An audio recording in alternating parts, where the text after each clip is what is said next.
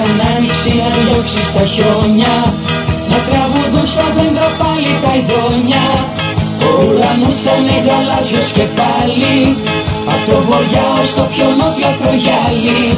Και στη ψυχή μας θα υπάρχει γαλήνη, γιατί η καρδιά αγάπη μέσα της κλείνει. Σε περιμένω να έρθεις και πάλι, μαζί να φτιάξουμε μια Ελλάδα μεγάλη, μαζί να γράψουμε λαμπρή ιστορία. Ζήτω η Ελλάδα, ζήτω η θρησκεία, ζήτω η νέα δημοκρατία. Σε περιμένω να έρθεις και πάλι, μαζί να φτιάξουμε μια Ελλάδα μεγάλη, μαζί να γράψουμε λαμπρή ιστορία. Ζήτω η Ελλάδα, ζήτω η θρησκεία, ζήτω η νέα δημοκρατία.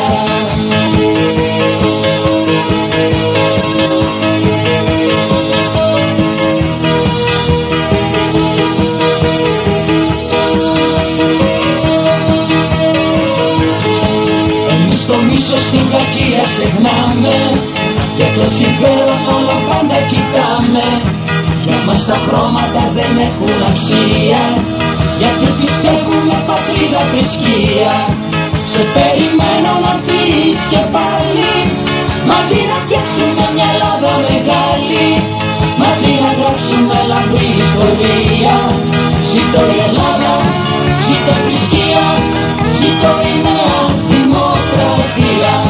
Σε περιμένω να έρθεις και πάλι, μαζί να φτιάξουμε μια Ελλάδα μεγάλη, μαζί να γράψουμε λαμπρή ιστορία. Ζήτω η Ελλάδα, ζήτω η θρησκεία, ζήτω η νέα δημοκρατία.